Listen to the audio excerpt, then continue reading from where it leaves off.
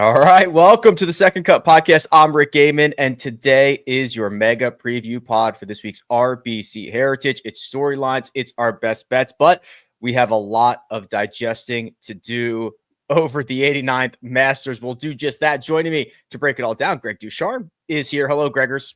Boys, we didn't get to do an official recap episode. And I know that things are going to change in the future. We'll be doing recap episodes moving forward. But since this is our quasi recap episode, can I say, what a week? Yes, you are encouraged to say what a week. Absolutely. This will be, I believe, heavy on the Rory recap. And Mark Gimmelman is here. And Mark, I think that's good because I needed a few days to figure out how I was feeling, what I was thinking. Gosh, I was driving back after the broadcast from Augusta, obviously, to Columbus, and it's about there was some traffic, so it was about a 4.5-hour trip. Normally 3:45ish, maybe 3:30 if you drive like my wife. I was listening to the last bit of it on the radio, and I lost the radio signal. So my wife called me up, and she was doing play-by-play for me, and I went through periodic cases of nausea to exhilaration to eventually when he knocked it in, because I was like, gosh, if he misses the short one. Now I didn't know how long it was. She's like, he's close, but it's about 3, maybe 4, I don't know, 3, 5, whatever. And I'm getting I needed to know, like, is it 3 or is it 4? Right. Yeah, big exactly. difference here. And so when he knocked it in, and she didn't say anything, they just started screaming. I actually got a tear in my eye. So I don't think I would have been very good in one or other recap episode, because it was some sort of week, I reckon. Honestly, it was very, very cool to be there. Yeah, it was awesome. We're going to talk a lot about it. Let me give you the looks here. So Greg alludes to this. We are now on the cadence, right? We are now on the Tuesday, Friday, Sunday run. So the Tuesday mega preview, the Friday round 2 recap, looking ahead to the weekend. Call it a halftime report. I don't love that name. I don't hate it, but we'll call it whatever we need to call it. And then, of course, the Sunday recaps. That's the cadence moving forward. Now, Greg, I think I screwed this up. We used to do this show at 5 p.m. Eastern, didn't we? We used to do it at 5 p.m. Eastern. Now it's 8 p.m. Why did I do that? Did I just do the conversion wrong? Well, seeing as you're the boss, I figured you were just deciding this is 8 Eastern, so we had to fall in line with you. Do we like 5 better? We do. Greg? Look, I'm okay with it. Go ahead, Mark. No, I was sorry to cut over you. I was going to say this, given that we fan forward, we're talking about this, put this out to the fans and let's find out. Let's do some sort of a poll and see. All right. Mina's going to put a poll. Mina's going to put a poll in the chat. It'll be either 8 p.m. Eastern or 5 p.m. Eastern. I don't know why I did 8 p.m. Yeah. And we'll see. It can't be earlier than 5, but it could be 5 Eastern. It could be 8 Eastern. And let me just say for the record, this is clearly just another piece of evidence to the case against time zones. Yeah, because I double converted the time zone, I think, or I was in Eastern time when I converted it again, so I double converted it. It could be, but we're here, and I'm glad, and I'm not opposed to second cut after dark. I got no problem with that. Yeah, but I'm like Paul, Bill's Mafia. I'm too old for I'm going to sleep by now already. I've got my warm drink in my bed. Seriously. Listen, I'm on the West Coast, and I still agree. Yeah, the olds, including myself, I think we like the 5 p.m. Eastern time. All right, we'll make some adjustments moving forward. There's a poll in the chat, but we're here and we are ready to rock and roll. If you're watching on the Rick Run Good YouTube channel, this is a simulcast. This is the last week of it, so make sure you go over to the Second Cut. Make sure you're subscribed over there. These episodes are no longer going to appear on the Rick Run Good YouTube channel after this week, so you're going to have to subscribe to the Second Cut, which is the plan. That is all good. Okay. Mina's telling me the poll, if you're looking for it, it's only on the Second Cut Podcast YouTube channel. So you got to go over there right now and vote for it. Yeah, she's already on it. All right, gentlemen. Can't believe I'm going to say this. Rory McIlroy has won the Masters. Rory McIlroy has completed the career Grand Slam. Rory McIlroy has ended a 10-plus year major championship drought with a playoff victory over Justin Thomas. The entirety of the final round, Mark, was chaotic. It had incredible highs, incredible lows. The term instant classic is used too much. But this one is going to be hard to top for a long time. Yeah, gosh, it felt like I was watching Jordan Spieth. Seriously, I mean, it was like a roller coaster from, when you open up and I just want to almost go before golf even began on Sunday morning in Augusta, because the night prior, Rick, you and I and Patrick had dinner, and you could sense the electricity in the air everywhere. Augusta becomes golf for a week, and you just got the sense. And then not like there were camps, but there was a distinct Bryson camp and there was a distinct Rory camp. And I would say, listening to chatter around the place, that Rory sort of had a slight edge, and that might have been the golf aficionados and the folks who've been around for a while who want to see this Grand Slam thing be achieved, because it is monumental. Look, let's be honest. I don't think people realize what a big feat that is. If throughout the history of competitive golf, that only 6 guys have achieved this feat of earning or winning the career Grand Slam. So before the time, and then when I woke up Sunday morning, man, I was nervous. And I wasn't nervous because I was going to be broadcasting Amen Corner. It's just we all kind of understood that there was this was going to be documented, and this was going to be a really big deal, and something might be said by me or by my colleagues or whatever that could go down in history, either as a massive gaffe or something that would add some real cool context to what would be some incredible pictures. Because the reality is, around Augusta National, you don't need voices. The golf course, the pictures, the graphics tell the story. So it was an excitable morning. We went for breakfast in the clubhouse, and inside there I bump into Michael Kim, and I bump into Sung Jae. And even though they're sort of somewhat contending, you could see that they were interested in what's going on as well, right? And then when golf began and Rory opens with a double, and all of a sudden they tied, and then Bryson takes the lead, and we're on Amen Corner channel, so we're looking at all of our monitors. But above us, we've got the world feed on, because they were on prior to CBS or Paramount.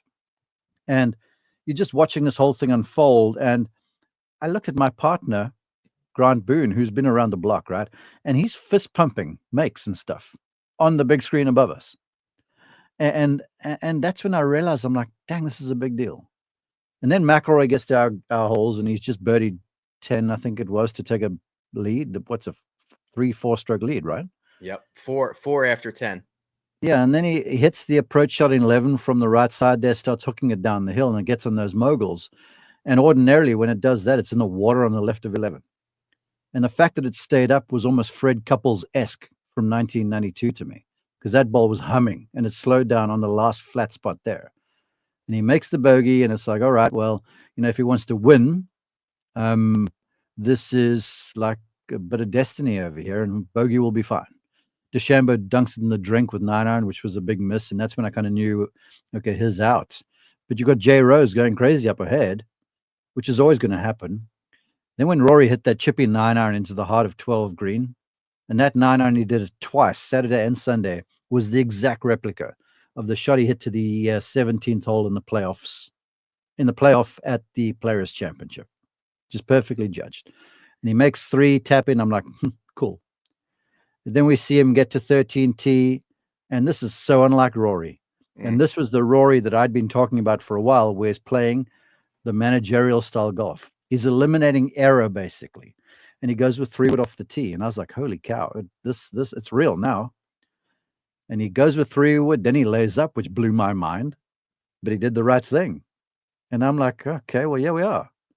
And then he dunks it in the freaking water from about 70 yards. And I was like, are you kidding me? And I remember I felt the blood sort of drain from my face. But we're supposed to be unbiased. And look, I'm not anti-Bryson. I'm a big fan of Bryson. Heck, the guy's been on my show. He's in my book. He's got a chapter in my book. And I love Justin Rose. I've known him since he was like a kid. He played golf against my brother as a kid. But this was like the moment history was going to happen. So Rory makes double, And I'm like, I felt sick to my stomach. Then he bogeys 14, and I'm like, I'm done with this. And I actually walked out of our booth. I did. I said goodbyes. I got in the car and I drove to the house, got my stuff. And then I was in the car and Tracy was giving me updates. And then just one more thing, and I'll let Greg have it. When I saw the highlights of that second shot in on 15, I was like, holy cow, this might be one of the great shots ever in Masters lore. The fact he didn't make it was a bit of a letdown, but it sort of set it up. And then he hits the ball in the bunker from the middle of the fairway on 18. I was like, really? Are you going to make it this hard? But I think in the end, it almost had to really happen. So he could honestly really look at the demons in their face, very close to number 10, and vanquish that stuff. And look, it was real. It was exciting. It was nauseating. It was exhilarating. And in the end, I'm like you. I sort of came down from the whole thing maybe this morning, 24, 48 hours after the time. It was exhausting. It was exhausting, Greg. I can't imagine. I mean, the anticipation, it's hard to kind of, you got to go back actually days on this, because if I would have asked you on Wednesday, what's the ideal final pairing, you would have gotten a lot of Scotty, Rory, Scotty Spieth, Rory Spieth, Rory Bryson. But Rory Bryson would have been one of the most popular options. And to even get that on Sunday alone, I was grateful. I was like, okay, well, this is what we wanted. This is what we wanted before the week started. I don't know how it's going to pan out. The idea that Rory doubles the first, I mean, the oxygen was sucked out of that place. It was like a morgue. It was unbelievable. And then by the time he walked off 4, he had extended his lead and it was back to 3. And that, Greg, in that moment, it was like, okay, well, now, all is right in the world. Mark talked about the 4-shot lead after 10 holes. To think he was up 4 with 8 to go, and the way that finished is just like, it was shocking. It was shocking. So we were talking about how to handle this on our radio show on Monday morning, right? We do a 3-hour radio show from 9 to 12 every day. So we're talking about how to do this. And I'm like, this is the only time that I can ever remember in a round of golf where we could actually go all 18 holes and talk about how you were feeling.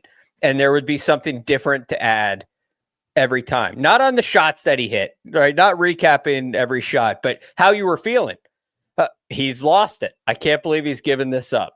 He has no chance. He's good. He's back. He's going to win. Oh, he's definitely going to win. Did he hit it out of bounds on 5? Sit on 6, right? You're screaming at the golf ball. And then 7, what is he doing? What is he doing? Where?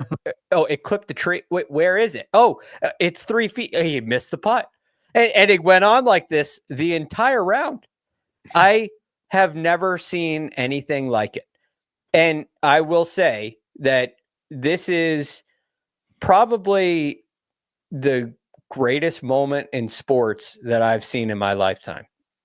And I'll tell you why. The feeling on Sunday, the reason why there was so much up and down and so much drama, and everybody watching felt what I was feeling to some degree, whether you were rooting for Rory or rooting against him, if you're a cynic like that, or if you're rooting for Bryson or Justin Rose or whoever, whatever your rooting interest was, you were feeling these feelings because it has never, in a sporting event, it has never mattered more when you were answering this question. And my son asked me this question right before he holed the final putt, and it was, what if he misses?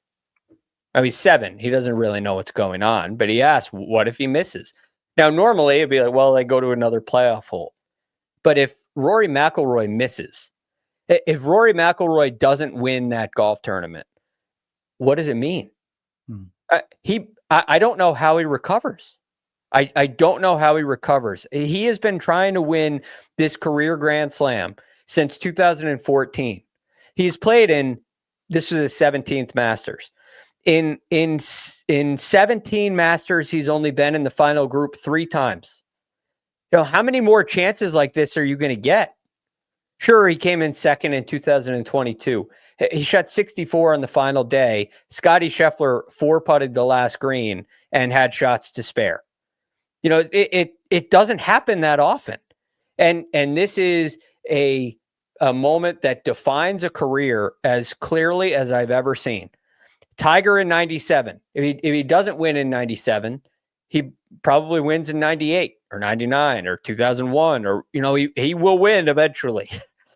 Jack Nicklaus, if he doesn't win in 1986, he's a 5-time Masters champion and a 17-time major champion and the greatest golfer we've ever seen. Still, the same is true because he won. Now, that's not to take away from those events at all, but this other side, the possibility of someone not winning in sports history, I can't think of another example where it was so the difference between a win and a loss was this big. Go to football. Like, if Patrick Mahomes is in the Super Bowl this year, he loses. We don't really think any differently about him. And if Jalen Hurts lost, well, they're going to come back next year and try again. There's something that was so significant that I don't know if we'll ever see it again, because it just meant that much. And we have been following this journey. Mark has been picking Rory to win the Masters since 2009. Yeah, congratulations, Mark, on your pick. You got it right. Hey, Greg, bravo. That was very, very well said. I'm feeling everything you said. That is so very true, because we all kind of thought it at one stage. It's like, shucks, he's missed the putt in regulation. What now? Yeah, he's missed in regulation. Now he's got to pick himself up off the mat and go, now I've got to hit that tee shot down 18. It was a story of resilience, but I'm with you. If he misses, shucks, what's in the future? Well, I thought going into Sunday it was going to be a pretty 50-50 split in terms of crowd support. It was 90-10 in favor of Rory. There were definitely some Bryson fans out there, but man, the patrons were hanging on everything. And to try to illustrate it, there's no phones. Obviously, the scoreboards are analog and they're being updated by hand, and it's happening a couple of minutes after, whatever the result comes in. And I don't know if they do this intentionally or it just happens, but like, the boards throughout the course seem to get updated at the same time. I don't know if that's intentional. Is that intentional, Mark? It's intentional. Yeah. Okay. So when they posted the double on 13, you heard 5 or 6 distinct groans from all over the golf course of people just as it's coming in, oh, and then 1 second later from the other end of the golf course, it's, oh my God. And just like it cascades throughout the golf course, and everyone is freaking out. It's like a fire drill at this point. It's like, oh, should I be sprinting up to Rosie? He's up there going nuts. Patrick Reed's holing out on 17. Like, it's just, what am I doing? Ludwig is still in this thing. It was a fire drill. And then the opposite of that, when he stuffs it at 15, remember, he didn't really stuff it. It lands, 30 or 40 feet from the pin. It rolls out. The way that the patrons grew in that moment, right? The crescendo. Crescendo is the word, yeah. If you will. They go nuts when it lands on the green. And then every second that passes as that ball is getting closer to the cup, they're hitting an octave that I did not think was possible. It was incredible. And then that doesn't even describe the pandemonium when when he holds out or when he makes the putt in the playoff. It just, I'm still just shocked that when I see Rory McIlroy in a green jacket, I'm like, this looks like it's AI. Rick, one thing I wanted to add to your 90-10 Rory McIlroy thing. I don't believe that is anything against Bryson. I don't think it has anything to do with Bryson at all. And in fact, I believe that it really tells the story of what this 2025 Masters was all about. And it's the same story that every Masters has been about since 2011, which is Rory McIlroy versus Rory McIlroy, right? This whole story is not about Rory versus Patrick Reed or Scotty or any of the other great Masters champions we've had in the meantime. It's Rory against Rory at Augusta National. And I got the sense that, even though I wasn't there, I got the sense that the patrons could feel that. Yeah. And that's the only way you see the wild variety of shots, from the greatest shots you've ever seen. I mean, there are 3 iconic shots in the last hour of this tournament. And there are, well, at least 2 of the worst shots that I've ever seen in that same time frame, just in the last hour. Mm-hmm. That stretch happens with 1. The double at 1 is terrible. 2 is a terrible wedge shot. 3 is not an easy up and down from where he drove it from. And 4 is like the forgotten shot of this tournament. I mean, that was at 4-iron. Oh my goodness! It landed like a beanbag. I mean, that was perfect. And there were so many of those moments. It was incredible. You know what? Rory versus Rory. Yeah, I want to put something to that, because I believe every golfer is an evil twin. And there's Rory McIlroy and Gory McIlroy. And Gory had his way for a little while.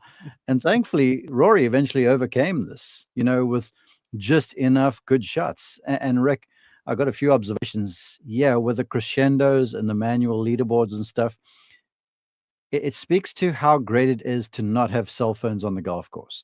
Yeah. Now, if you're trying to meet someone out there, it's very difficult. Yes. But it's kind of like you used to do in the old days. But to have everyone absolutely transfixed to those leaderboards, waiting for the numbers to change, and then you get the cheer or the groan, and then you just watch the eyes, and then you watch folks tracking the ball to the hole where most folks are recording something on their phone. It is 100% fan engagement. And the patrons are all in. And that's why you get the energy and the disappointment that you do. And it makes the viewing experience, even though you don't see as much as what you would on TV, it just makes it exhilarating. So I think having no cell phones is a really cool deal. I'll also move, and I think we should do this here, that now maybe hindsight is 2020, but the group of us have not been critical, as far as I can remember, of Harry Diamond. And I thought Harry was been a masterclass his entire career. He understands his guy. He speaks been spoken to. Even afterwards, when he's asked, because I've been there, I was there when Trevor won. And I had a scrum of people around me asking me for questions about Trevor when he wasn't around, going to the media center. And for Harry to turn all that stuff down and say, no, thank you. This is not about me. This is about my guy over there. He needs a tip of the cap. And we need to recognize the fact, too, that after his boy just missed a putt to win the Masters in regulation, when you could have thoughts of Pinehurst number 2 flooding back, like cascading back, Harry goes, okay, brother, if I'd said to you Monday morning, you're going to be in a playoff to win the Masters, would you take it? And Rory was like, yeah, let's go. So I'm leading the charge here. We need to recognize what a great part of the McIlroy team Harry is. And he's taken unfair criticism because he was an easy target the whole time. Indeed. And I always felt, the caddy player relationship it's like picking out a putter, right? You got to find the one that looks right to you. It fits your eye. It's just a lot more feel than it is a lot of other things. And I want to continue this conversation, gentlemen, but we actually have our first sponsor, I'm proud to say. And that is, of course, all of you. It's you guys. It's the patrons. So we have a Patreon up. So we are now podding through. And what I have done is for this commercial break, we have questions here. So these come from the Patreon. If you want to support financially, that's great. If not, whatever you can, like, subscribe, retweet this. So let's continue this conversation here, Greg. Major from the Patreon says, do you believe that the Masters weight has been lifted off Rory's shoulders and that it could possibly allow him to play less in his head, unlocking a new part of his game? Yes, absolutely. Without question. Now, I find this to be, there are 2 sides to this, because, and they both come from the same result. Rory has now done everything he needs to do in his career. He can never play golf again, and it's one of the greatest careers of all time, and Rory will be satisfied. Now, that being said, there's nothing else he has to do. That's a really nice place to be in, right? As he said, he's playing with house money at this point. Now, does that take Rory McIlroy back to the 2012, 2014 version, 2011 version of Rory McIlroy, where he is winning majors by 8? Yeah, I think that's a very real possibility, because it's clear when you see those shots on the positive side, the shots that he can hit, there are players that cannot hit them. And I would also like to bring up that he's only 35 years old. And remember, Phil Mickelson won his first Masters, his first major, when he was 34 years old, and he won 6. So the ceiling for Rory McIlroy right now has expanded very, very, very high. I'm not going to go and say he can catch Tiger by any means, but I don't think double digits is out of the question at this point. I really think, I don't know if it'll happen this year, because this is a lot to take on. I know that the course is set up great and it's widely discussed. But I think in the future, one other thing I'll add to this. Throughout Masters history, there have been great back and forth time periods. Okay, in the 60s, from 60 to 66, you had Jack, Arnie, and Gary Player won all the Masters in that time period.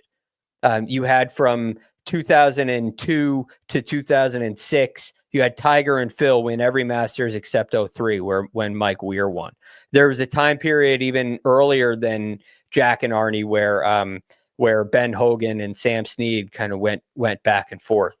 And I could see over these next 3 to 4 years, Scotty and Rory trading green jackets quite often. And you add John Rahm into that mix. It's a pretty good triumvirate there. So, yeah, I think we're headed towards something really special and a kind of a shocking major count for Rory.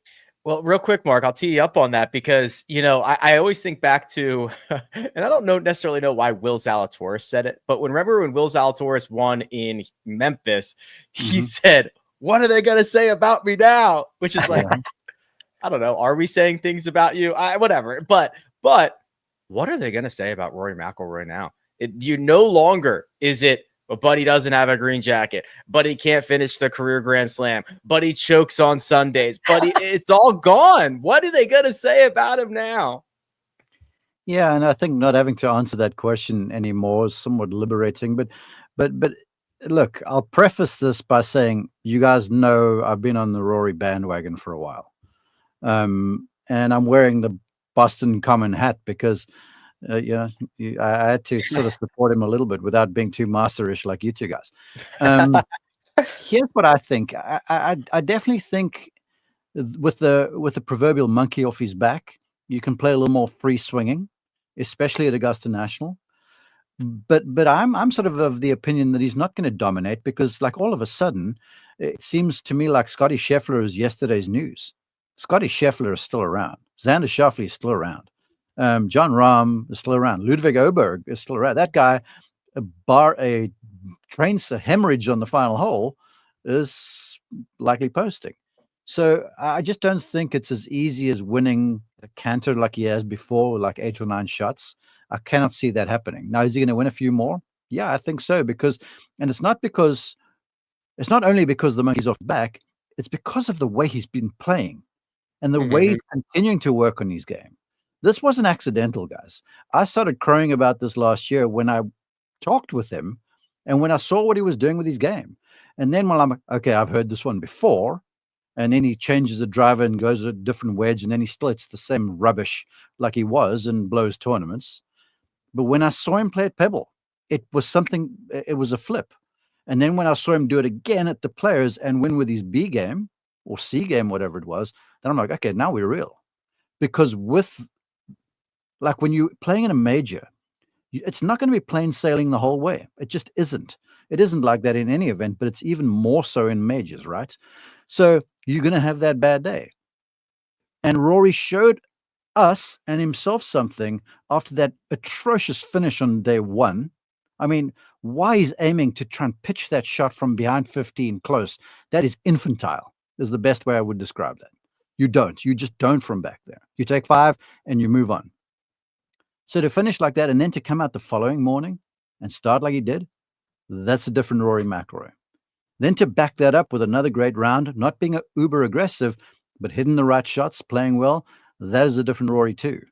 And then Rory on the final day, that dude hit it all over Augusta. He was all over the lot there. And he played like Tiger at times. Crazy follow-throughs, hooks over trees. I mean, he was doing some nutty stuff that McIlroy hasn't really done. So is he a new player? Yeah. Is he going to likely win more majors, injury-free? Probably. The odds are in his favor. I just don't think he dominates. It's too hard a school right now. That will conclude our potting through segment. If you want to be like Hank and Brent and Eric and join the Patreon, there's some cool perks over there, some ways to get merch and other cool things. But I will continue to pull questions from over there, and we'll put a bow on the Masters conversation with this, gents. There's a couple of good ones here, but I'm going to highlight this one from Brent to try to get some more Masters conversation without necessarily Rory McIlroy. Bryson DeChambeau, obviously in the final group. Patrick Reed made a great run. So Brent is looking at kind of the way that the live golfers played, Greg. And outside of those two, it wasn't a great week. Brooks Koepka missed the cut. Sergio Garcia missed the cut. Phil Mickelson missed the cut. Some other guys who had played well coming in had missed the cut. So how would you assess the live performances from Augusta National? I think they were generally weak. I mean, Patrick Reed and Bryson had exceptional weeks. They played very well. Joaquin Niemann got his name in the mix early on Thursday, and it never really materialized to anything. I think live is slightly at a disadvantage for the reason that there's not that many of them. There's a lot more PGA Tour players than live players, for one. And especially if you look at the best players, right? It's pretty lopsided in a matchup. So you assess these players. It's on a different scale, and I've been saying this for a long time. I have a really hard time assessing where they are with their games, and they don't play as consistent of a schedule. They don't play courses that we're as familiar with, and I really do think that plays a significant role. If we played at the American Express every week on the PGA Tour, would Scotty Scheffler and Rory McIlroy be the best players? I don't know. It's a totally different test. And when you get into some of the birdie fests, some of the easier setups like they have on live, I think this is something Brooks and Bryson discussed in one of their press conferences. You get on some of those easier setups, it's harder to decipher who's playing really well. And I think it can be hard for the players to decide as well, to really get a test of where their game is. So I give Bryson a ton of credit for continuing to try to figure things out, even though he doesn't have his best stuff. He clearly didn't. If you looked at how many golf balls he hit during the week, he's working on something, but he was still able to perform. That's impressive. The other players have not shown that ability. Patrick Reed has been a great Masters player for a long time. Cam Smith has had some great Masters as well. And I think you'll see guys show up and play well at the Masters, probably with a degree of regularity. But as for the entirety of the tour goes, I think they have some work to do. John Rahm opened with a 75 and then closed 71, 70, 69 to finish T14. Mark, did you want to jump in there, or do you want this question about Max Homa? Okay, go ahead. No, real quick about the live guys. It's ironic to me that guys who play in kind of a non-pressure filled league, I think them coming into these major championships with a bit of a point to prove that they are still legitimate, I think they're playing with a little more pressure than people realize. And the pressure is that it's that thing that no one can really document or place a value to, but it's hard to swing free when you're playing with that burden. Like we've seen that with McIlroy, right? So now that people are like, well, McIlroy's won the Masters, so now he'll swing free. These guys are continually going to have to prove themselves and who they are because of where they're playing.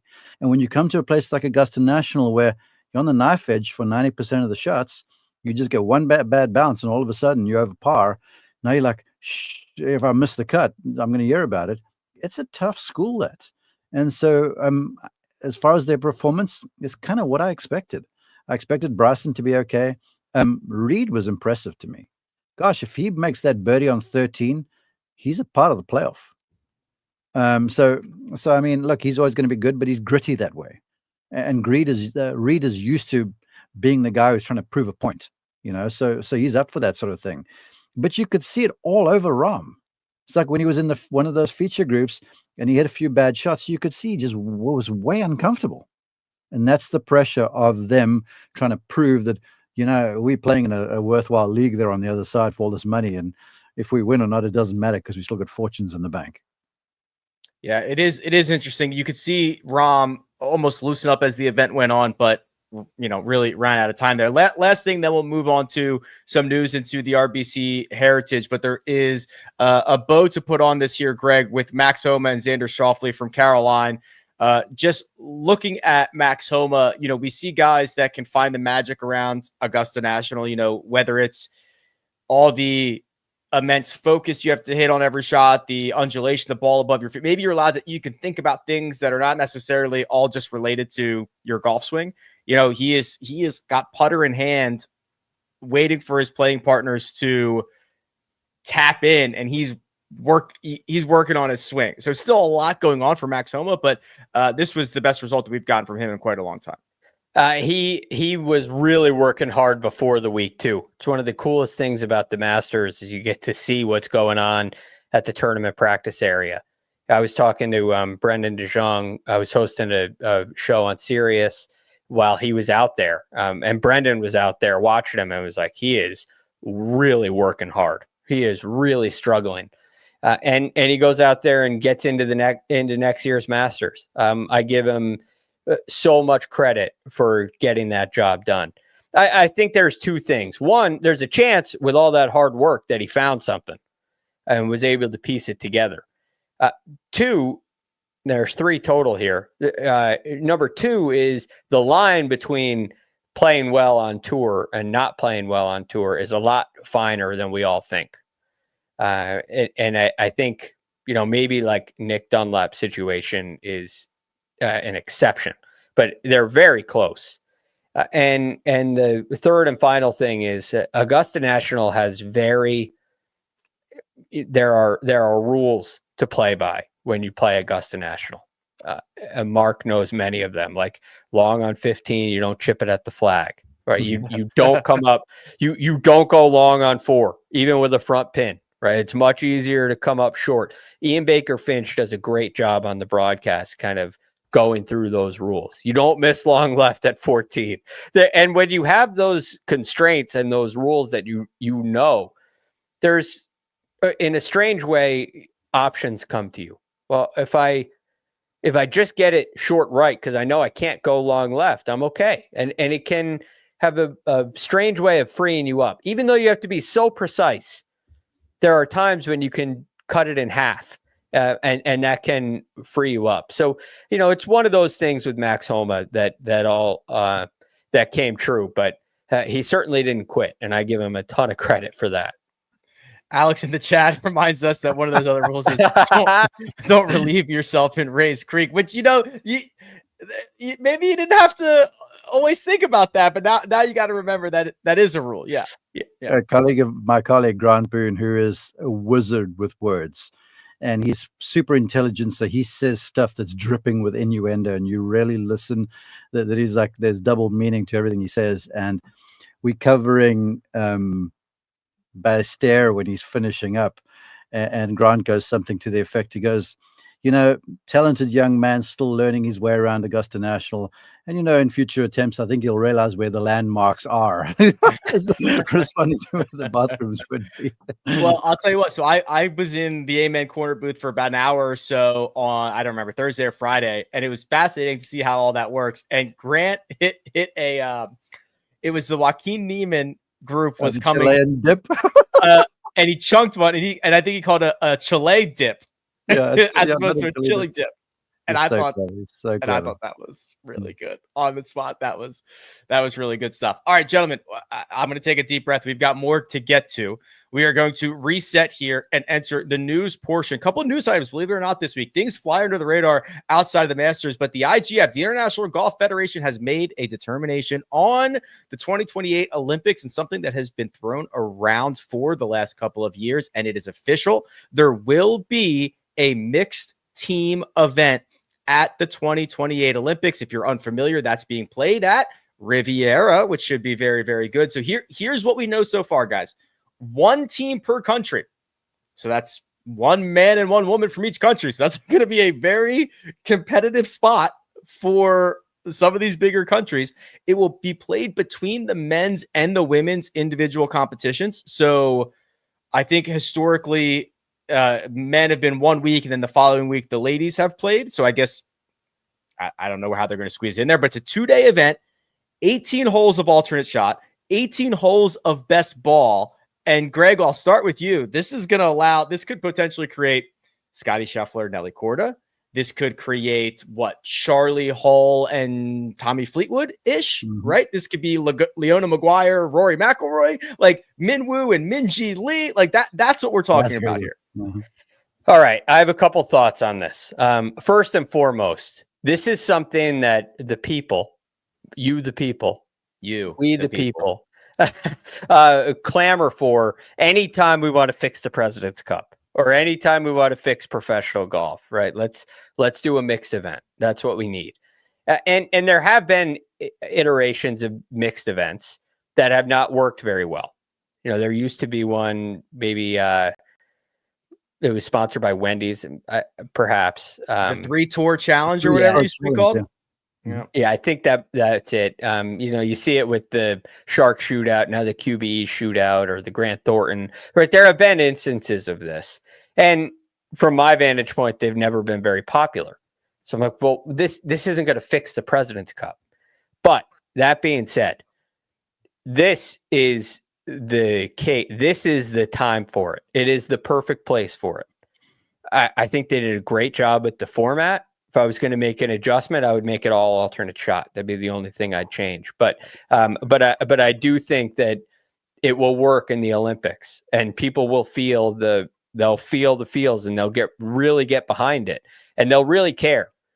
If you put an event like that onto the PGA Tour, it will feel like a less than event. It won't feel as meaningful.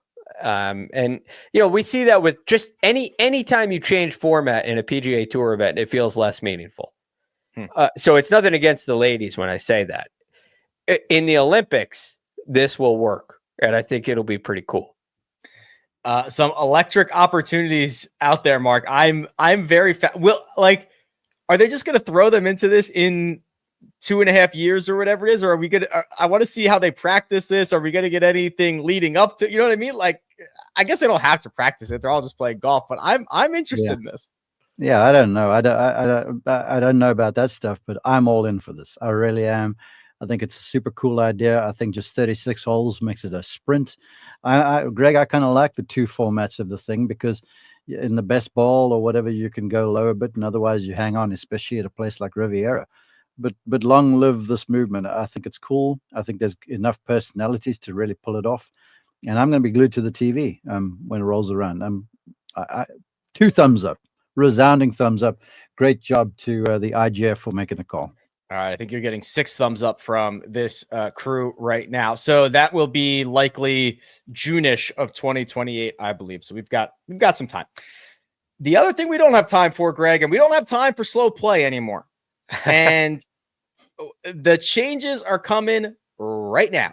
Those recommendations that we heard about earlier this year for speed of play updates are happening right now. So starting this week at Harbor Town, the boys will be allowed to use the Rangefinders. Now, obviously, they're not allowed to use slope. They're not allowed to use weather or wind or any of those other fancy-dancy features that exist on the modern Rangefinders, but they are allowed to use them. Also, the Korn Ferry Tour is testing out even more items where the immediate, stroke being given for a bad time and even a harsher penalties. Now, I think this also falls under the category of we, the people, have been asking for this. What do you expect to see around Harbor Town at a signature event with Rangefinders? Well, I think you're going to see a quicker pace of play, but not because of the rangefinder. Okay. Right. I think when you get these limited fields and you get twosomes, are they playing in 2s or 3s? They might be playing in 3s to start. But well, all the others they play in 2. Yeah, right. They're in 2s. They're in 2s. So 2s go faster. They always do. So this will be it'll look good. But you got to compare. You got to make sure you're comparing it to other events with a similar field size and 2s. As for the rangefinder itself, I have no issue at all with them using them. I think they should be able to use them. We give out information in the game of golf. That's why we have sprinkler heads, right? It's not a skill to pace off a sprinkler head and do math on a. It actually is. See, right? I knew Mike was going to be on the other side of this. Look, that is not what we're trying to figure out when we're asking players questions on the golf course, in my opinion. Like if you step up on a par 3, sometimes in a tournament, they're not doing this at a PGA Tour event, but they'll spray paint the yardage on the hole. Right? They're not doing that at a PGA Tour event. No, they're not. But they'll tell you what it is. You'll know what it is. Right? It's next to a plate, and then you have a pin sheet. You have a yardage book. It's a map. Right? This is just information. And so I have no issue with having a quicker way of getting information that we're going to get anyway. Now, wind, slope, that's the part where it's a skill. That's the skill in determining how far it's going to play, because the rangefinder only gives you the starting point. And if you're sitting there at home using a rangefinder, that should be the first number you think of. You should not ever be playing the yardage your rangefinder tells you. It's always plus or minus something. So that's where skill still comes into play. And I guess that's the whole point. So I'm all in for it, but until you clear the greens, until you increase pace on the greens, the rangefinder is not going to help. Thank you, Greg. That was long-winded to say that the rangefinder is not going to make any difference. Yeah. Fact, if you go to the PGA Championship, they're just as slow, because the caddies, when they're out of position, will use the rangefinder. That's where it's going to help. In fact, the funniest story at the last PGA, it was Friday morning. We were in on relief for ESPN, and I was dispatched to Phil Mickelson's group. And number 5 there at Valhalla's the sliding dogleg to the right, par 4, and the flag's back right, and he's at it front left. He's like 120 feet away from the flag. And Phil's standing on the green, lasering the flagstick to see how far he had to putt. And I thought this was the funniest thing, and only Phil Mickelson would do this. But as far as rangefinders go, I think there is a bit of a skill to, pacing off yardages and doing the arithmetic. And as a former golf competitor and now a golf announcer, there is nothing funnier than the mystery yardage. And when the caddy is added instead of subtracting, and the player blasts one way short of the green, or vice versa, when the player is posing and the ball just airmails the green because his bag man is subtracted instead of adding. So there's some skill to it. This is the tour doing what they need to. I've talked with rules officials. They're like, this change will be negligible time-wise, but they've got other things up their sleeve. And I think we're in a place now where you'll see in the Corn Ferry Tour stuff will get faster because of the increased penalties. When that shows up in the tour, you will see guys moving. It's just going to happen that way. Especially in an event where there's $4.5 million or whatever there is as first prize this weekend, and 700 FedEx Cup points or whatever they got, so whatever the number is. They'll be slowish when they're coming down the stretch. A lot to play for. A lot of incentives indeed. I am interested to see, to Greg's point, what they can do about the greens, on and around the greens. That to me is make the greens slower. Green's got to be slower, then they'll go faster. Yeah. We don't want to see that. Did you see how much time the guys were taking on the greens at Augusta National? Oh my God. It was brutal. Well, Mark, we had this conversation. Was it Pebble earlier in the year? So the greens were slow. You go from Torrey to Pebble, The weather's just as bad, but the greens are slower, so Yeah. they go faster. It flew around there. Exactly. Yeah. Well, we're not going to Pebble. We're not going to Torrey. We're going to Hilton Head. We're going to the RBC Heritage, Harbor Town. Mark, could you please contrast us the golf courses from what everybody, actually record number of people saw, hat tip to you and the crew over there at CBS, saw at Augusta National, compared to what they're going to see this week around Harbor Town? Well, the first thing is the vibe is entirely different. It's like a 180. You travel up the road for a few hours, and it's like you stepped out of the pressure cooker into the Bahamas. Folks are so chilled out. Everyone's decompressing. There's a lot to play for, so they know that. But the practice sessions aren't as long. The practice rounds aren't as intense, and the players are just way more sort of relaxed. Now, come closer to the finish line, and guys will tighten up a little bit as things get real. But as far as courses go, Augusta National is big. Harbor Town is intimate. There's a lot of those like live oaks that hang over corners of the fairways where you can drive it in the fairway and not be able to get to the green. So it's very much a precision place. It's very much about, trajectory and distance control. It places an emphasis on short game there because they got these chipping areas and such, and the greens are so small that you're going to miss even if you're Scotty Scheffler. So you got to have your short game on point. But in the end, it's a really good place for identifying the golfer who's playing the best, because throughout the years, it's not like you come in there with your big resume and win, because we've seen all manner of winners around the golf course if you hit the right shot. So it's a fun joint, but the big thing is, it's just a different vibe. It's like a 180 from Augusta National, and in a strange way, that's what makes it cool. Mark said the word. It starts with a P. Greg, I think it's precision. That's the right word. Those small little greens, second smallest on tour behind just Pebble Beach, and the ability to not only hit the fairway, but the correct side of the fairway to give yourself a look. It is an event that has allowed a variety of winners, everybody from Scotty Scheffler to Jordan Spieth to Brian Gay to Satoshi Kodaira to Wesley Bryan to Matt Kuchar to Webb Simpson, Jim Furyk, I think a couple times, right? Like, it is not, certainly power and distance is not a prerequisite for success. No, it's one of the golf courses on tour with the shortest average driving distance. Over the last 5 years, it's been in the top 6 in shortest average driving distance. So you're not going to separate yourself with distance off the tee. I find it interesting with the accuracy, because I don't think you're going to find it in the statistics that driving accuracy is extremely important, but it very clearly is. Because what you do find in the statistics is that greens of regulation is very important. And, four out of the last 5 winners hit 50 greens or more in regulation. They all hit 48 or more greens. And they all entered the week 30th on the PGA Tour or better in greens of regulation. But greens of regulation is a 2-part statistic, because you got to drive it in a place where you can hit it on the green. And that is especially true at Harbor Town. So I think that presents a phenomenal test. But you got to choose the right club off the tee, right? You got to get it in the right position.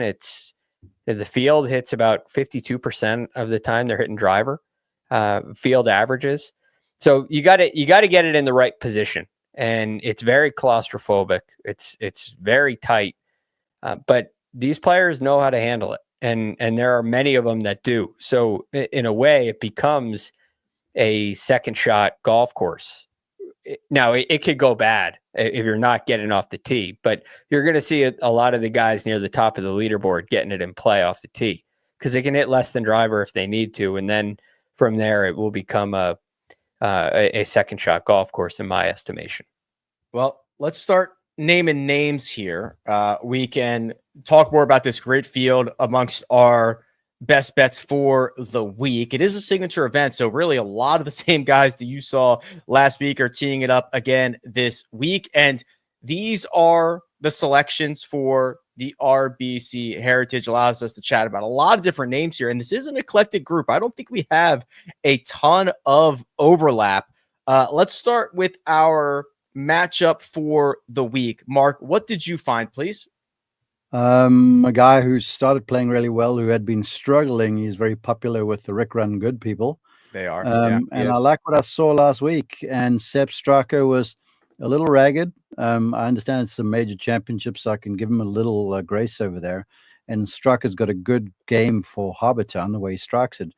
But I just feel like Sung Jae Im is going to be the better of the two. So Sung Jae over Sepp, -110 in my matchup. Yeah, nice little spark from Sung Jae at Augusta National. I found Ludwig Oberg at +110 to Colin Morikawa, and I thought that smelled a little funny to me. And either our friends in Las Vegas know something that I don't, which is almost certainly true, or I thought this was a pretty good number. I mean, both of these guys are going to rely on accuracy and precision off the tee, but Ludwig's going to hit shorter clubs in. I mean, they're both astounding players. I don't know. I did not like the way this looks, Greg, and I took the plus money on Ludi over Colin. Ludwig in a matchup at plus money is against anybody. Yeah, exactly. Yeah. I mean, if it's not Rory or Scotty, it's very attractive. It's a good deal. Yeah, I certainly understand that. My wife also said that Ludwig was very attractive, but I think she was talking about was that something else? Something else, but I don't know. Tough to say. She was talking about his strokes gain off the tee. That's right. There she is. Look, there's the thumbs up. Yeah, she does. All right, Gregors, what'd you find? I had a hard time with this slate. I thought they did a great job with selecting the matchups. So I didn't find any easy pickings, but I really like this one. Jordan Spieth, even money over Victor Hovland. The reason for this is Hovland, I feel much better. I do feel much better about, but if there's any doubt that's still creeping in, this is not a good place for that. And it seems like his struggles have been off the tee. So if he gets it in play, he's going to be dangerous. And that worries me, and it's possible. But I'm not quite there yet with Victor Hovland. With Jordan Spieth, statistically, it just doesn't look very good. But I watch him, and he's so close. I think he's so much closer. And when we get a little, I think the winds are going to be a little calmer. I think this is a little easier setup than Augusta National, some of the other places Jordan has played this year. And when it's just a little less pressure on the golf course, I think Jordan's going to play really well. He has a great record here. And what I love on that Spieth pick is he's now going almost exclusively inside of about 5-6 feet, eyes at the hole, holding out on the greens, which when he was at his best, he was doing that all the time. So it looks like he's sort of going back to the Jordan Spieth of 2015-16. And he's gained 5 strokes putting in the last 2 weeks. I think he could do that again here. So I feel a little better about Spieth over Hovland. Boy, it's a tight one. Even money for Jordan Spieth over Victor Hovland. This is our finishing position market. And Mark, I'm sensing a little bit of a trend here. Are these guys that have found it a bit last week for you? What did you find? It is. I will say, though, I found Christian Besaidon at Seabears +180 for a top 30, and he's played very well at this course. It really suits his skill set. And I thought about that, but then, being on Amen Corner last week, we saw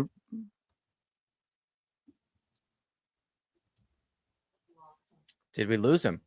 No, we're here. Sorry, I don't know what happened there. Okay. Being on Amen Corner, we saw everybody come through there. And I liked the way Matt Fitzpatrick was swinging it. I was on hand for the playoff the last time he held off Jordan Spieth over here, and he played great. And this is just a happy spot for him because his family used to vacation at Harbortown when he was a kid. So I feel like coming back to a place where he's had success, where he's got good feelings, good memories. Heck, I mean, for a long while, he had a Lighthouse head cover in his golf bag. He digs this place. So I think +105 inside the top 30 in a limited field, I think that's a really sound bet. Yeah, strokes gained vibes for Matt Fitzpatrick, top 30 +105. I went with Lucas Glover, top 20 at +210. And for me, he was never going to play well at Augusta National. He doesn't. He's played there a ton of times. It's never been very good. That is not a good golf course for him. This is. Get him on a place where accuracy and precision and ball striking reigns supreme. It's just Augusta National is too big of a park. Lucas Glover's got a couple of top 10s outside of the Masters in his last handful of starts. So I'm taking him inside top 10 at plus 210, excuse me. And Greg, you're going with a lefty. What'd you get? Akshay Bhatia, top 20 at plus 160. I really like Akshay's style. You know, he's very accurate off the tee, which goes a long way. He likes to work it both ways. If you you hit it in the fairway and you're blocked out by one of those trees, you're going to have to shape some shots. I think Akshay can do that very well. I love what he does on the greens. He hits a lot of greens in regulation, and his putting in this season, he's played 10 events in 2025. He's gained at least a shot and a half putting in 9 of them. So that's been a huge turnaround. I don't think it's extremely important this week. I think what Akshay does tee to green will be the thing that gets him in the mix, but the putter's a nice backup, if you will. Plus 160 at Akshay Bhatia to finish inside the top 20. Now we each get 2 separate winners, and there is not a single duplicate on here. So we are going to get 6 cracks at a winner for this week. Mark, why don't you give us your 2 winners, please? Yeah, first, Mina, can I please get like a trophy next to my name or something? Because in the first Second Cut podcast, I picked an outright. So we need some recognition here, please. We'll get right. We can get you one. We can get you one. Yeah, you want me to give both? Yes. Yeah, give both. Go ahead. Sugar Shane. Got to go with Shane Lowry this week. I love the get ways playing with a lot of confidence. Was very much a factor last week around a difficult golf course. And if you want a place where it's going to really kind of ease Shane Lowry into some golf, it's Hilton Head. And he's been solid throughout the year. I feel like he's got a good skill set for this place. And then he's got some incentive where his bud has just won the Masters. So I feel like Shane is going to channel some of that luck of the Irish. And so Lowry plus 2,500. And then I'm doing it. I am doing it. Yes, wow. I know what you're going to say to me, Rick. I'm doing it, and I'm going to pick Corey Connors as a winner. I'm seeing a lot of good stuff. And playing alongside Rory, he was really solid Saturday, and he got absolutely steamrolled in the early portion of the round, but he showed moxie, and he hung in there. And there was a part of the round where the ball striking was a little off, which happens, but Corey was making putts to save pars. And I was like, here we are. I'm noticing this. And then on Sunday, it was the same sort of thing, tough conditions, and he hung around the place. So ball striker's place, second shot kind of a guy, very accurate off the tee. Corey Connors. Let's go. I'm going to avoid things that I've thought in the past. He is using somebody correct me if I'm wrong, but I believe it is a ping center shafted prototype that they have not released yet. And as soon as he put it in the bag, the putter has been a lot better, obviously. But yeah, that's the thing that really spurs him. And Mina does quick work. She gave you not only 1 trophy, but she bookmarked your name there with 2 trophies. So maybe one for this week in advance. I'm going with Justin Thomas and Aaron Rye. They're 20-1 and 40-1. Justin Thomas, I don't know who's caddying for him this week, but whoever it is, just snap the driver over your knee before the round starts. Do not hit it. You don't have to. And then when you get it in play, lean into your strengths. He's been one of the best approach players in the world for a year, and then also basically his entire career. The metrics are still really good, but the driver's a problem, and I'm just hoping he doesn't use it a lot here. And then Aaron Rye, kind of a similar thing to Lucas Glover. I'm bobbing and weaving here. I want Aaron Rye on, tree lines, golf courses where accuracy and precision matter. Played well enough last week. I think he finished T27 or something like that after getting off to a hot start. So I'm cool with the way he's playing. I think he gets a big upgrade in course fit for this week, and that's 40-1. Speaking of course fit, Greg, one of your guys is like the GOAT around this place. Would you like to describe him and your second pick, please? The GOAT around this place has finished. He came here first in 2017. He finished tied third, tied 7th, tied 3rd, miscut 2nd, 3rd, tied 3rd last year. Yeah, Pretty the pretty goat good record. with no wins. No way. Is Davis Love the third in the field? Goat around Harbour Town? He actually No. might be. I don't know. Oh no, it's a signature event, so probably not. Yeah, I think he's the host. But this is Patrick Cantlay at 20-1. I love that course history. This place brings out very clearly. It brings out the best in him. And what we've been seeing lately from him is like weak finishing positions, but really good ball striking. I mean, really, really good ball striking. So in his last 3 weeks, he's gained 5.5 or more shots with the driver and approach combined. That is some electric stuff. He's been struggling with the short game. And this is statistically one of the easier courses on tour around the greens, statistically speaking. So I think we'll see an uptick in Patrick's short game this week. And so I love him at 20-1. And then Sepp Straka, Mark, unfortunately, we both can't be right because either this is going to be wrong or he's going to beat Sungjae. Sepp's been hitting the ball really well. And I don't think Augusta, kind of like you were saying about Lucas Glover and Aaron Rai, like the Masters isn't a great spot for Sepp. But I think this is. And he's still been hitting the ball really well. He's hit a little rough patch with the putter and his short game. But again, like I said with Cantlay, I think we'll see an uptick in those two areas for Sepp this week. So Sepp at 40, Patrick Cantlay at 20. DFS Chef says Rick is a glutton for JT. That is true, but that also makes Greg a glutton for Sepp Straka. Yeah. That is true. No Scheffler for you, Greg? What? Are you okay? Do we need a wellness check? I'll give a brief comment on it. Okay. Scheffler's incredible. He's just not at his best with his ball striking. Like this is not he led the field last year. No, I'm sorry. Last year he was third in driving accuracy here. I don't see that happening again. So I think it's going to be a tall task for him to win this week. I think he's going to have to really improve the ball striking.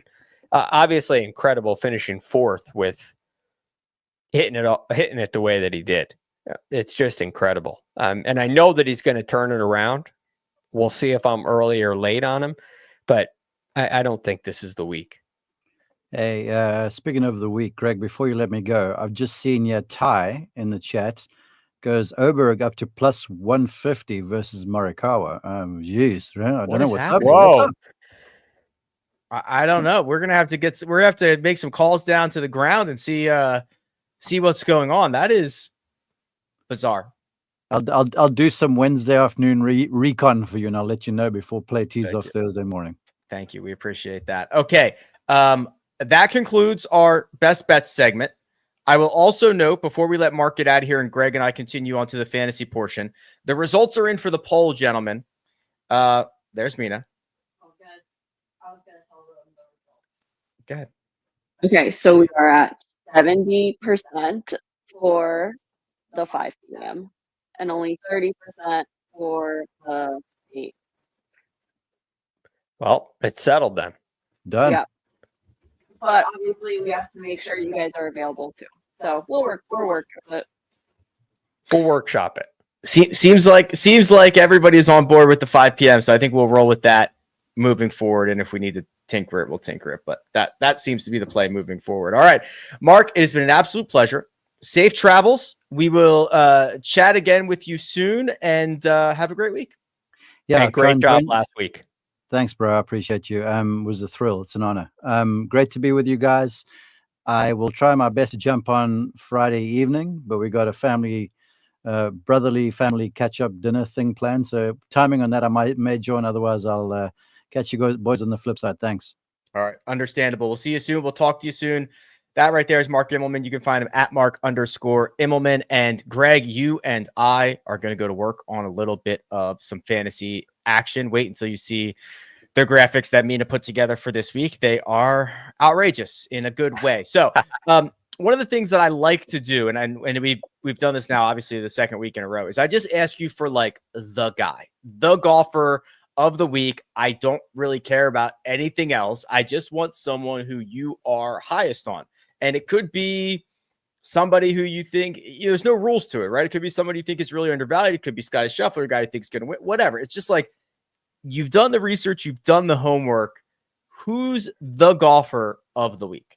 The guy is Patrick Cantlay. I think you're going to find this. I think you'll find often I have that guy as an outright as well. But I mean, I'm talking one and done. Cantlay's to play. I'm captain PGA Tour Fantasy. Cantlay is a great play. I'm talking a DFS lineup. Cantlay, he's like your anchor guy. Play. Yeah, like he's got to be in there. So he's the guy this week. I love what he's done with his ball striking. He is hitting it so good. He's not getting anything out of it.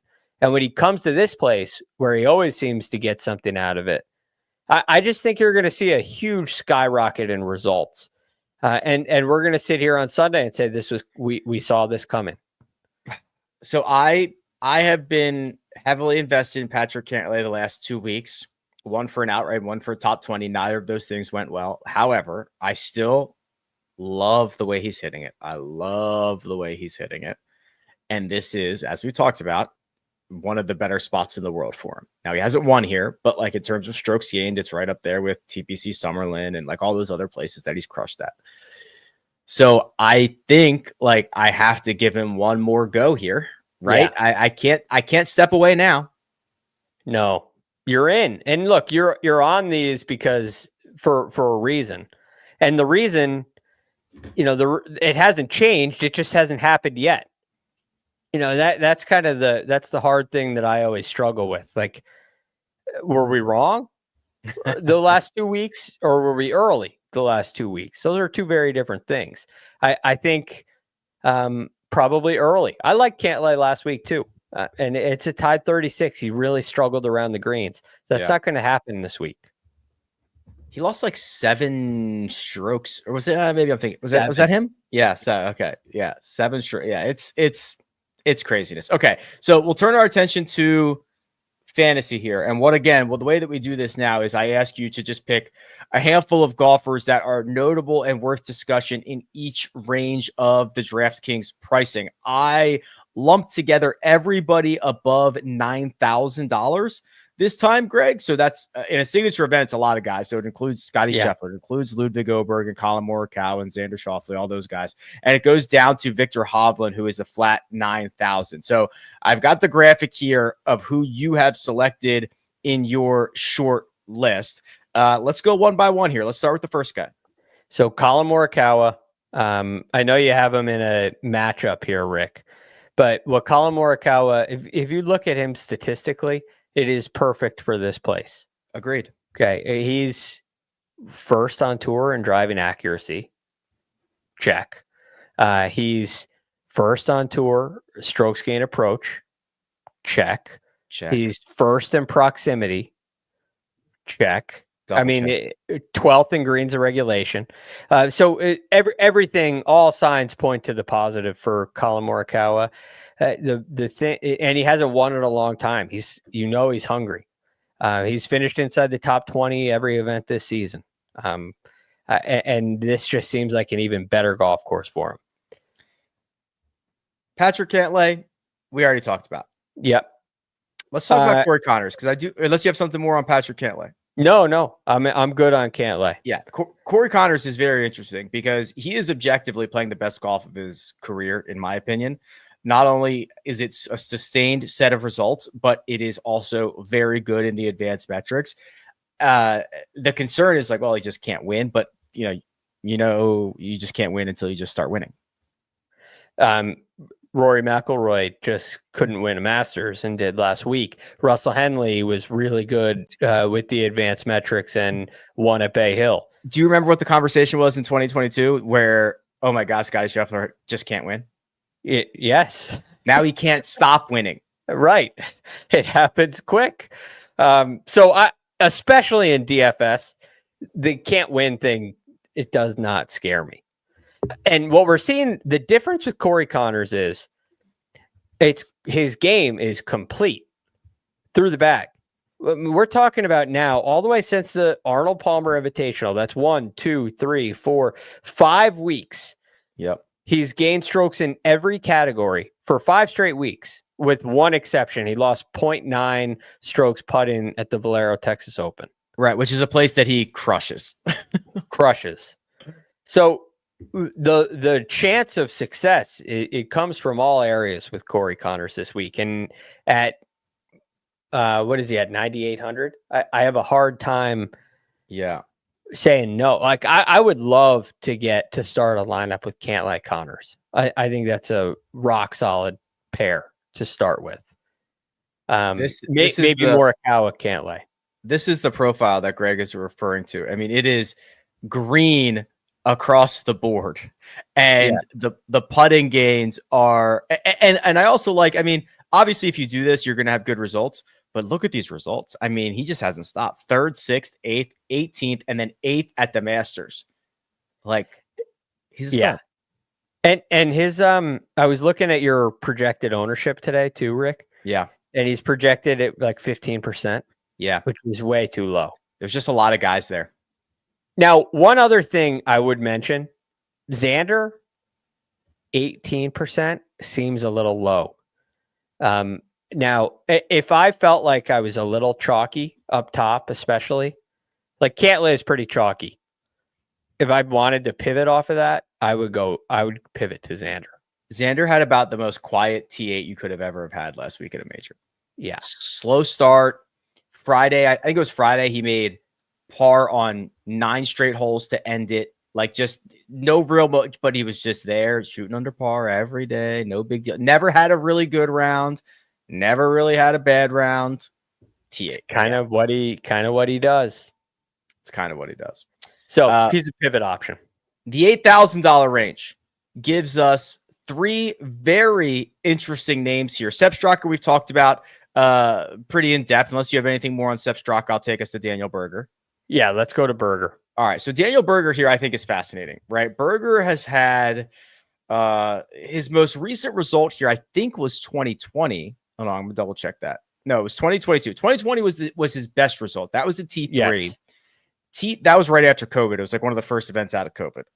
And he had one. I always screw up the order. Was Colonial first or was this first? Colonial was first. He won at Colonial? He won at Colonial. And then Webb Simpson won this. Yes. Yes. Morikawa missed a putt in a playoff or late or somewhere. Yes, like from like 4 feet. Yeah, not good. And Daniel Berger bounced back to RBC Heritage and finishes tied 3rd. Yes. Electric. So 2020 he finished T3. 2021 he finished T13. 2022 he finished T21. That was the last time he's played here. So it's obviously been a couple years. We know he missed a lot of time, but what do you see in his game that gets him on this board for you now? Yeah, it's just an extremely well-rounded game. Okay, and you know that his fingerprint is an accurate player, so he's going to be okay off the tee. His iron play has been really good. It hasn't been hot like Patrick Cantlay or Sepp Straka, where he's gaining 4 or 5 shots every time he tees it up. But he's gaining 2. You know, he's gained strokes in the last 3, 5 out of the last 7. And if it's gone the other way, it's been pretty darn close to even. His short game has been very good. That's harmed him here in the past. His putting has been very good. All the way across the board, he's been very good. In one area, it starts getting hot, and I think these top 20 finishes that you're seeing from him turns into a top 5. The last man that you have here is Maverick McNeely, who I have started to find to be really difficult to predict. Yeah. And I have not been successful getting him right recently. The results are mostly good, right? He had the T3 at the Texas Open. He had the runner-up at Torrey. He made the cut and finished T32 last week, but he did squeak a couple of missed cuts in there and really ugly ones at Bay Hill and the Players. So what do you see from Maverick McNeely, in which I spelled his name wrong, but that's actually kind of cool looking, where I left the I out of it. It's like a... Oh, yeah. It's like a startup. Yeah. I was looking at McNeely. I was like, that looks right to me. No, Maverick. I spelled my own name wrong. Rick. Yeah. I left the I. Yeah. out of It's it. But abbreviated. It's abbreviated. It's cool. It's cool. It's like the hip, cool version of Maverick. What do you see out of his game? Yeah. So this kind of goes back a long way. There's been a huge improvement in his iron play. It's the best iron play season of his career. And it was very strong on the West Coast, and Florida was bad to him. So I thought coming out of Florida, we're going to see an uptick, and we did. He played well in Houston, tied 32nd, tied third at Valero, and made the cut again last week. I think this iron play improvement is going to carry him a long way. I think it takes Maverick McNeely from a guy that's keeping his card, trying to get into the BMW kind of that level, like trying to, playing in fall events kind of level, to Ryder Cup conversation, winning tournaments, top fives, that level. That's what we saw from Wyndham Clark. That's what we saw from Sam Burns. And Maverick reminds me of those two players. So I really like that. The thing that's been holding him back has been the putter since Florida. Florida was just bad. Which is stunning because he's an excellent putter. That's the thing that made him click. That's why he's a PGA Tour player. So, and I've also seen he's finished tied fourth here before. So I think there's really good things coming for Maverick McNeely. And I've still, even though the last 3 weeks have been up and down results, I've still seen the things that make me feel good about him, if you will. Yeah, high end finishes indeed. I mean, this goes back to, remember, he won the RSM Classic at the end of the fall and then continued to play well into 2025, started off the year with a T8, and it's kind of just rolled on since then. Tyler John Morrison says Maverick, missing the I, is the name of a pharmaceutical company. It fit right in if it was sandwiched between Pfizer and Genzyme? We don't know. Big Pharma. Big Pharma. Here's the $7,000 tier. We've talked about Akshay. I mentioned Aaron Rai, but I haven't gotten your opinion on Aaron Rai. And then Tom Hoagie's here, which I do think, Greg, that, there are some similarities between these three names. Yes. Now, Aaron Rai is just lethally accurate off the tee. I consider him like a mini Scotty Scheffler. He's not quite as long as Scotty and not nearly as high profiled, but he goes about the game in a similar way from a strategy standpoint. I think that can carry him a long way here. The one concern is he is according to your latest projections, Rick, he's quite popular. Yeah. And that I think that may keep me away in DFS. What did I see him? 15% right now at $7,900. Yeah, it's pretty high. It's pretty high. I think there are some good pivot options. Akshay being one, who's at 9%, still fairly popular. But I love Aaron Rai's game here. And as you analyze his style and his strategy and his accuracy and his precision, it makes a lot of sense. Maybe it makes more sense in an outright market like you did than a DFS. But then again, there are other ways to differentiate your lineup. So I really like him here. Yeah, he's listen, wins at Wyndham, which everybody forgets about because Matt Kuchar. But yes, it's just very right. Everybody just forgets about that. Talk to me about Tom Hoagie, because I'm not sure he's on my radar. Yeah, Tom Hoagie's been flushing it lately, and he's like back to Tom Hoagie. Last 3 weeks, we finished tied third at the Players, finished tied fifth at the Valero, and 14th last week at the Masters. 2 of those weeks, he's gained strokes off the tee, which is a real weakness for him. But it seems to be getting better. And he gained 9 strokes approaching the green at the Players. It's been 5 strokes last week at the Masters. He's gained strokes putting in 4 straight. And I see in the statistics that this place just seems to point to iron play and greens irregulation and proximity to the hole. And these are Tom Hoagie specials. Right, there's a lot of shots from 150 to 175, 175 to 200. I mean, that's over half your approach shots in that range. That's Tom Hoagie's zone. So I'm much more comfortable because he's 7,100. If he was 8,100, I might be shying away because of I don't know what we're going to get off the tee from him. But if we get Tom Hoge in play, he's going to be hard to like. He could win if he's driving it in play. That's how good he is with his iron play. He's missed some cuts here. Tied 18th in 2024. I think he gets it in play off the tee this week and plays well. Yeah, that seems to be the one thing that will likely determine how far he goes. Kind of similar to JT, but different because they, got to get it in play and then focus on their strengths. Let's round it out here. We're going to the classroom for the $6,000 range. You gave me 2 names. Please indulge us with who those names are. Eric Cole. I like what Eric Cole's been doing. 3 straight top 26 finishes. Tied 26 at the Valero Texas Open. And he really has struggled with his iron play this year.